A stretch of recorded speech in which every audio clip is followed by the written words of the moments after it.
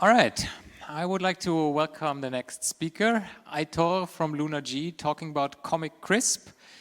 This is actually a slot that has a demo afterwards as well. We just do it in one go, I think, and have questions maybe in between or at the end, just FYI.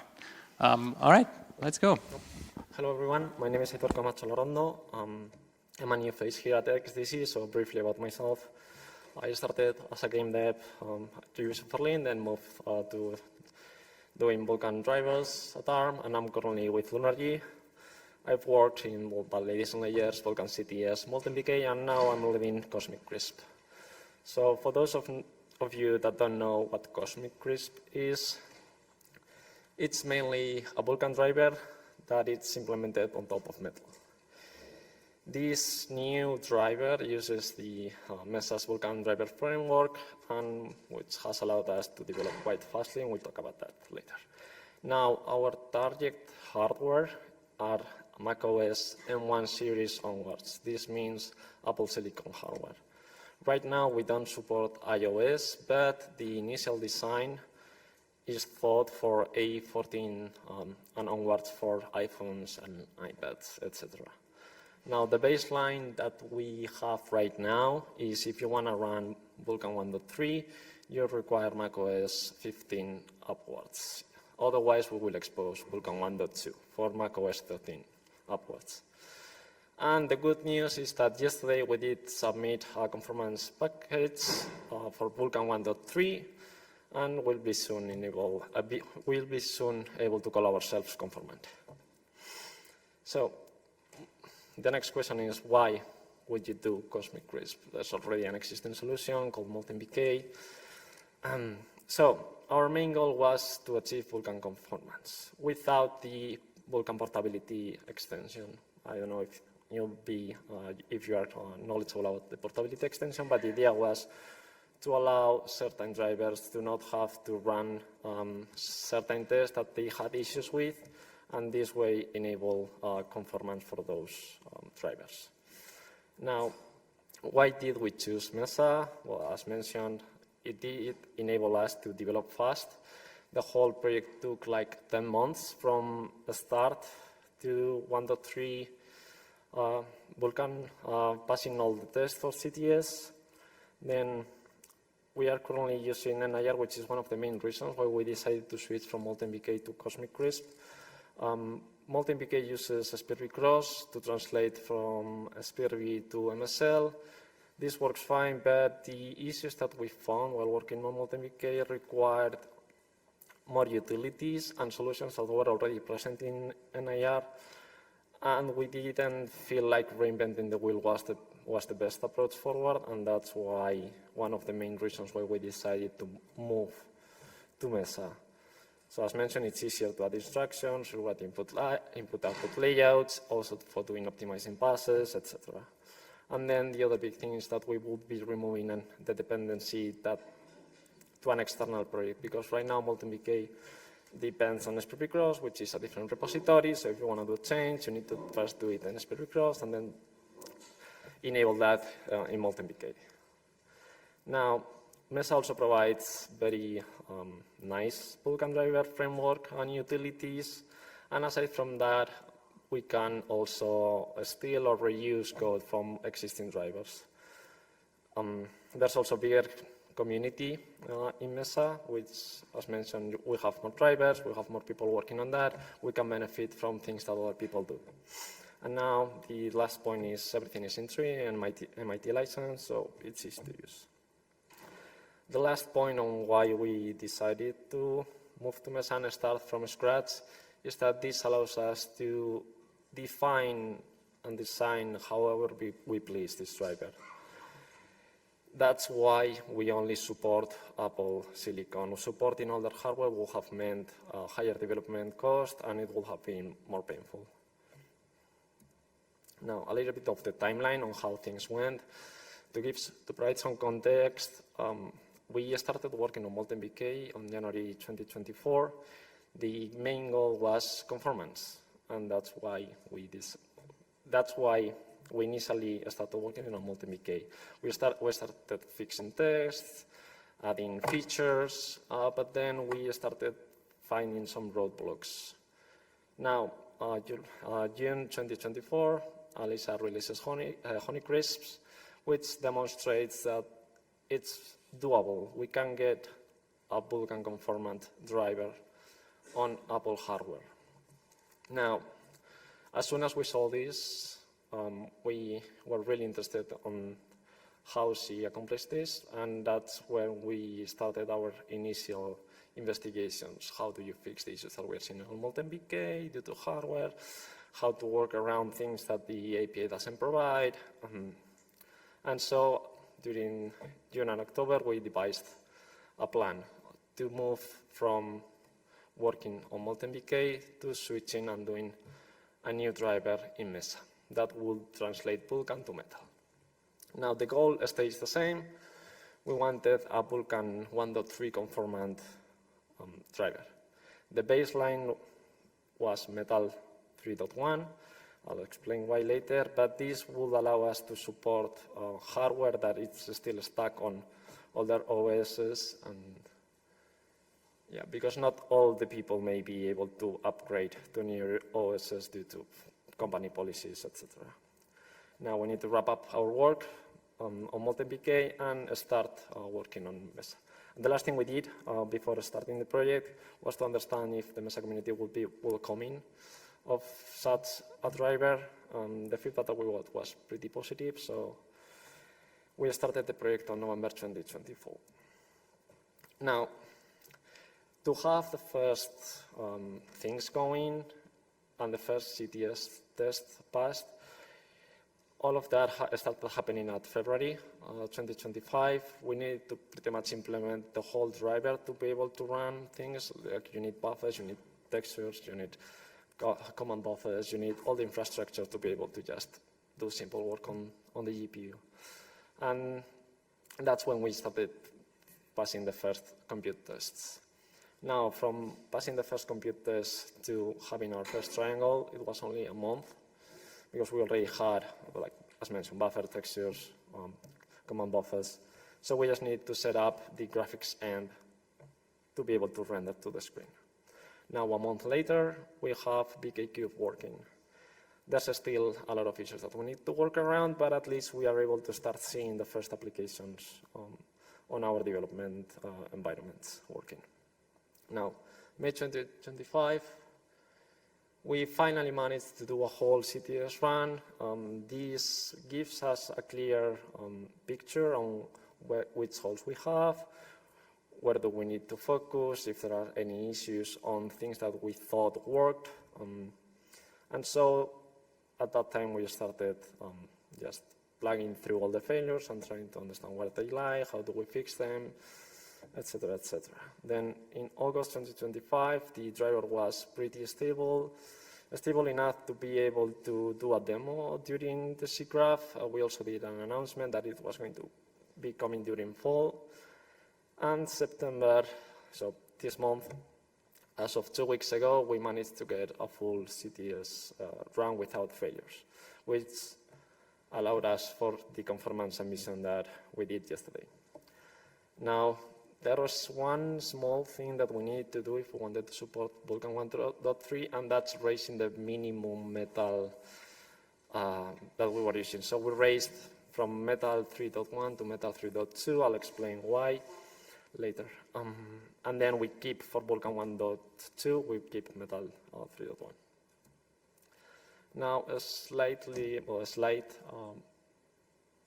explanation on the decisions that we've taken throughout the project.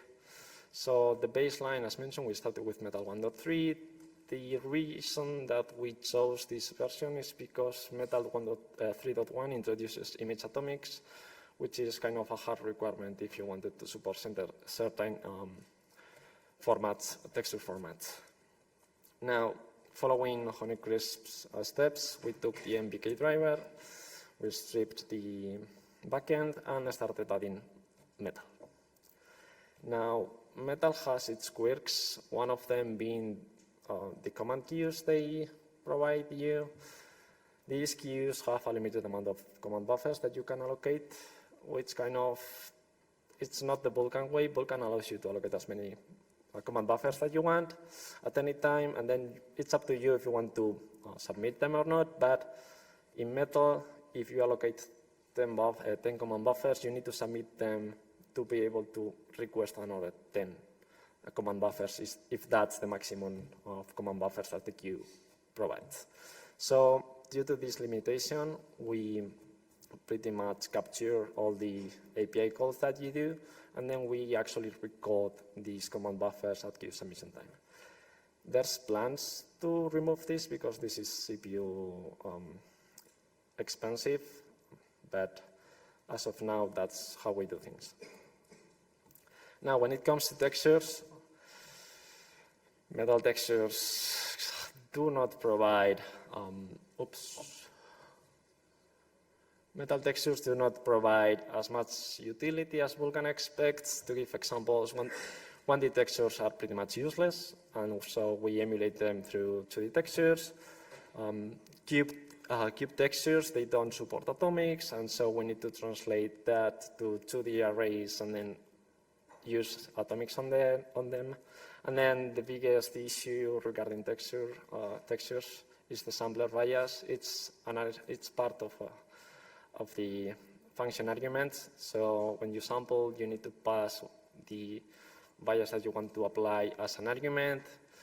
Vulkan expects that this value is embedded into the sampler, so we need to work around that. KosmicKrisp thankfully already fixed that issue, and so what we did was just copy-paste the solution. Same happens with visibility queries. We do the same. We just copy-pasted KosmicKrisp approach, which is having a buffer bound, and then we just propagate the results after the encoding is done. And then we went from dynamic rendering and byteless from the very beginning. We always have 2 argument buffers bound. At the same time, the first one is all the data required for that draw call or dispatch, meaning vertex buffers, descriptors, whatever else you may need. And then we have a sampler buffer because Metal requires you to declare that you're going to use a sampler in the buffers that you're going to use, which is painful because initially we did things differently, but yeah, we found this like a month ago. Now we use DK meta to cover metal gaps, things like bleeding, filling buffers, resolving images. And again, NIR, a huge thing that we've leveraged. We use it for pretty much solving any issue that we've run that Metal didn't do it for us. So things like blending, we do it through NIR because not all formats support blending, and you could apply results to textures, but you cannot use those textures as a render target if you have them swizzled. So yeah, it's annoying. Anyway, more changes like lowering 1D textures, gathering operations with offset, cube maps, sampling with gradient, and the list goes on. Now, we also implemented custom border color. As KosmicKrisp does, it's expensive, so we have not yet exposed, and we'll think about that. And now, the main reason why we had to move to Metal 3.1 is because Vulkan 1.3 requires the Vulkan memory model, and the synchronization, the synchronization requirements pretty much require us to move to Metal 3.1 because we need to use what Metal calls fence functions, which is the atomic thread fence, and with that we managed to complete Vulkan memory model. Now, our biggest issue while developing, the biggest one without issue is Metal. There's no specification, you only have samples, and if you want to do something that is not part of the samples, good luck. Then, because we don't have a specification, means that you don't know what you cannot do until you actually run the code, because you will get a validation error at runtime. But until then, you don't know if what you've written cannot be done in Metal. And then we've run into a bunch of crashes, bugs, and to a certain degree. The worst one required a full reboot of the system. Now, the next biggest issue was the metal shading language compiler. Again, we had to work around a bunch of crashes, things that didn't work. Some of them, the ones I found funniest are mentioned in here. And then the next issue is that because you're developing on a macOS environment, means that you are tied to the tools that they give you, which again, they have issues. The main issues were disparities between the actual result and what the GPU capture will give us. And then the other biggest one would be what the capture could show us, and then we went to check what the actual driver was doing, because the GPU debugger exposes a tool which is very nice, allows you to step through the shader, but the output that we would get stepping through the shader was very different from what the actual output was. So there's some things that they are doing differently for these tools. And now this is more of a personal comment, but I'm no compiler engineer and I know little about that. So it would be beneficial for people like me to have more documentation on NIR, but yeah, I guess we can all work towards that. Now, what's next? We're going to merge upstream. The MR is already there. We're getting feedback. I'll try to address that as soon as possible. Now, as mentioned, even if we are able to submit conformants, doesn't mean the driver is bug-free. So we want to spend some time running applications and trying to see if they work. If they don't, then try to understand where the issue lies and pretty much fix that and make it as robust as possible.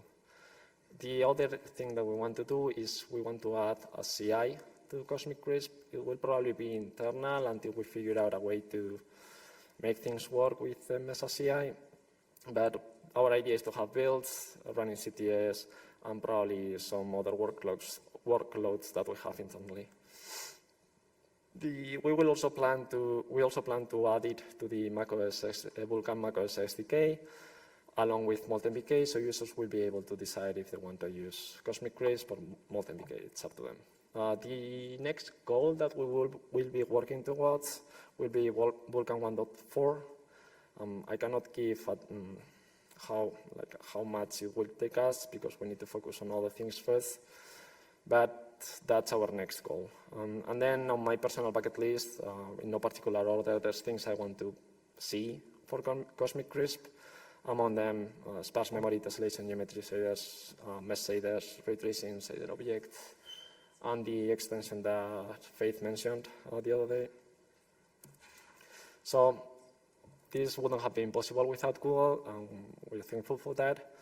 And as mentioned, this driver will be used in the future for the Android emulator to be able to provide a better tools for Android developers. Now, about the team, aside from myself, we have Arkady, which is pretty much the person in charge of compiler-related work, because as mentioned, I have little knowledge about that. And then very thankful for Alisa. She's provided a lot of guidance on how to Mesa and how to Honeycrisp, which we've taken a lot of influence from. And now the demo will be showcasing the Android emulator running through KosmicKrisp, and we can take questions during the demo or after the demo, either is fine. So quickly, I'll launch the emulator running with KosmicKrisp on the back. And there's a few samples that I've already selected.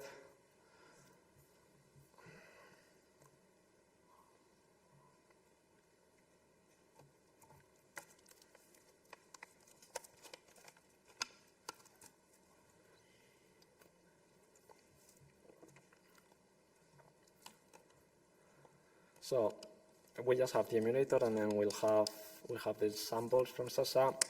We'll be using a few of them to showcase that the driver actually works with the emulator. There's no issues, etc. Oops.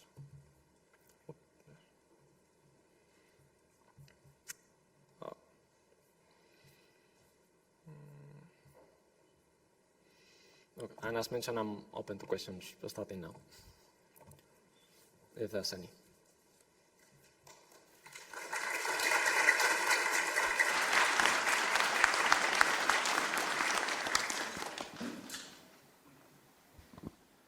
Hi, so I'm the maintainer of Spurvicross, and I'd like to thank you for not using that. That makes my life much simpler.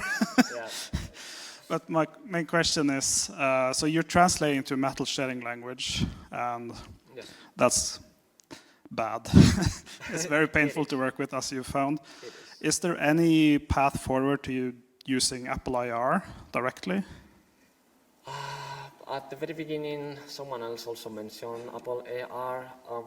I'm comfortable as much as I can with the metal shedding language, so we decided to go with that. It's something that we need to leverage if we want to go that way, because it will definitely make things easier, but I don't know how documented the Apple AR is. So, Yeah, so there is the closed source DXL to Apple IR that they have for D3D compatibility, but it's closed and they don't document their own IR. And But also, if you're doing tessellation and geometry, which will be basically required for any D3D-like content, is there any plan for how that will be done? Will you reuse the HoneyCrisp? yes, we will steal code from HoneyCrisp, as we've done for a bunch of other things. So, Yeah, makes sense. Thanks. I just want to add some comments there. We at Collabora are currently working on taking the HoneyCrisp emulation code to clean that up and make it reusable. So it's probably be better benefit to you guys later on. Yeah. Great presentation, by the way.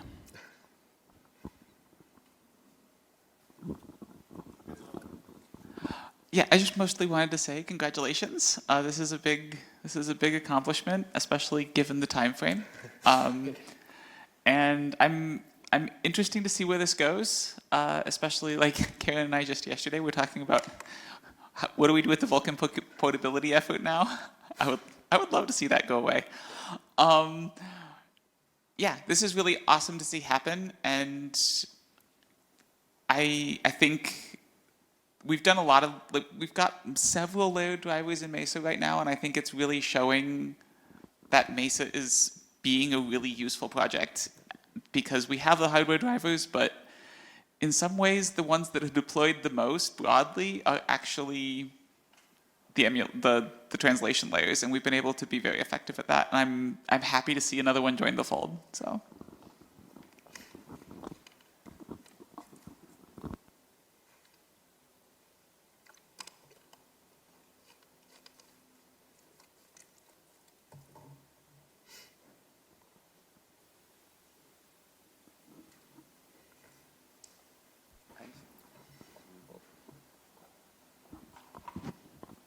I'll put a video that we have in the meantime. So you mentioned that you have, but you've seen some macOS crashes. Do you know if those were on macOS side or on the actual firmware running on the coprocessor for the GPU? Could you repeat the question, please? So the crashes which required restarting the MacBook, were those crashes in macOS, or do you know if you actually crashed the GPU firmware?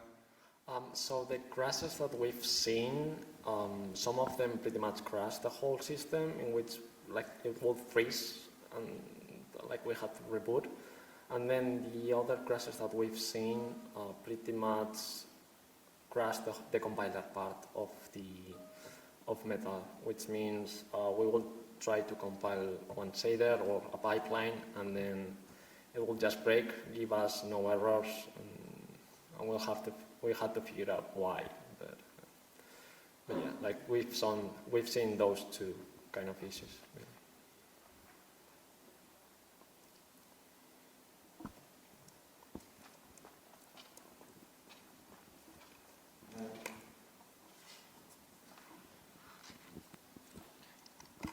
Hi, so I don't know much about this stuff in general. So as far as I know, I just looked it up.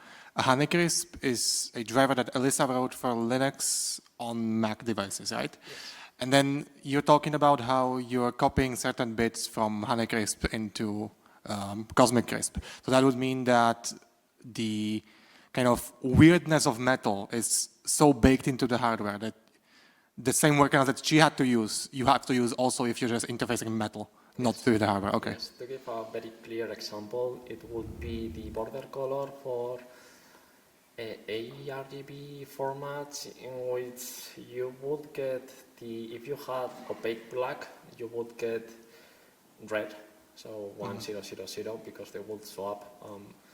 That's a hardware fault, and Alisa worked around that, and so we could just copy paste that. Okay. This applies to pretty much a bunch of things. Okay, that was what I was confused about initially, but thank you.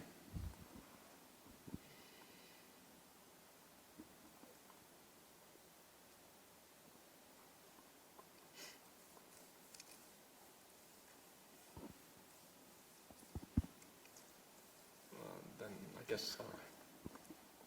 That's one more question. We still have a few minutes. Have you looked into running Zinc on KosmicKrisp yet? No, we haven't. Like, we barely managed to do the submission yesterday. So there's a lot of things that I have on my plate, and eventually maybe we'll look into that, but no time right now.